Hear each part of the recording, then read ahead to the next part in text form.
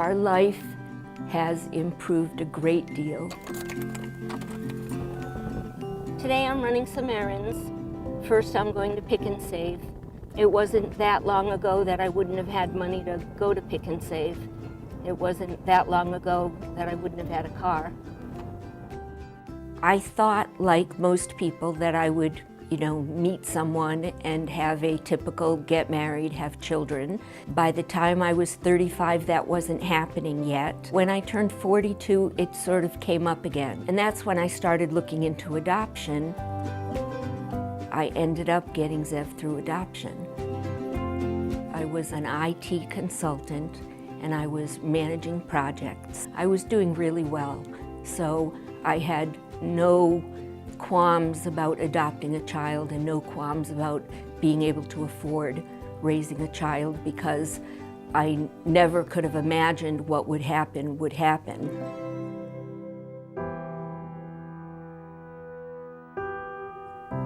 At about 8 months, Zev started screaming a lot, like he was in a lot of pain or a lot of discomfort. He was having a lot of tantrums. By the time he was 2, it was pretty clear that he had autism. One of the first things that happened when that came out was that I lost my job. It was absolutely a full-time job to manage his care, and that didn't count the emotional upheaval that you're going through. You're also thinking that once you get things settled, you'll be able to get back to that level, get back to that job, and sort of continue being normal. But normal never happens again.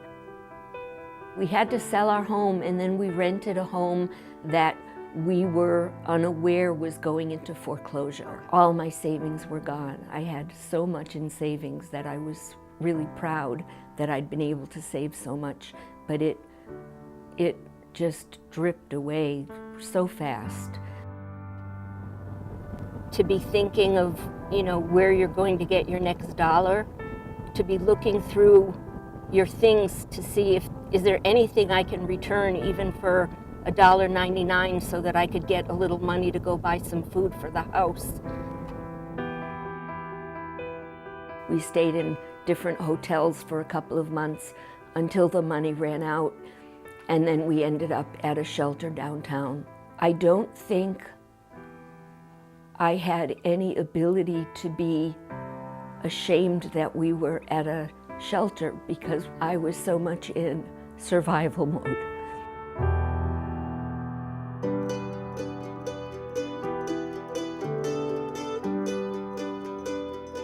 It was in that period that I found out about JFS. They started helping us with food. They helped us with gas when we had a car, because we didn't have a car for a while. They were really a lifesaver. I read about this complex called Bradley Housing that was going up, that JFS Housing was putting together.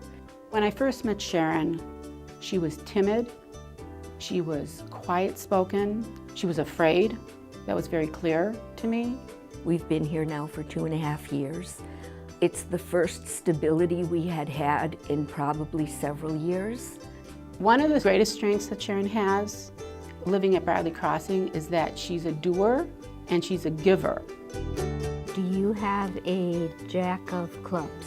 The way the community works, this supportive housing means that it's not just your neighbors, but it's your neighborhood. They have become a family, and one of the drivers of that family is Sharon. There's a lot of people that you know more than just, hi, how are you doing? A lot of other children have special needs as well, so you know the other moms that have special needs kids, and we have our own bond too. Hi, Sharon. Hi, Karen. How are you? I'm doing okay. Karen has really helped me look at specific actions that would help us become more self-sufficient on our own. And I really attribute that to why we've been able to make it now without help. So the psychotherapy process that we've been working on has been one to help her grow and become a stronger person. I am not the wreck that I was a couple of years ago. Now, through this whole journey that she's been in, she is outspoken, she asserts herself, she's very clear in her mind where she needs to go and what she needs for herself as well as her son. As far as physically, I've started walking again. I started using the exercise room so that there's a little bit of me time. I am really hoping that in the fall I'll be able to be working doing something. Ideally, I would like a job back in computers where I used to be.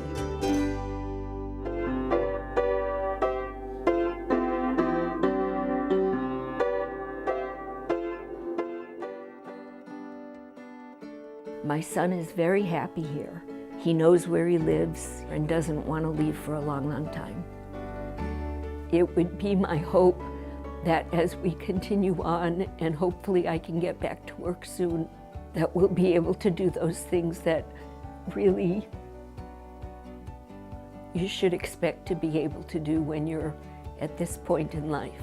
That you can go to a movie once in a while, that you can go out to eat once in a while, that you can have food in the refrigerator on a regular basis.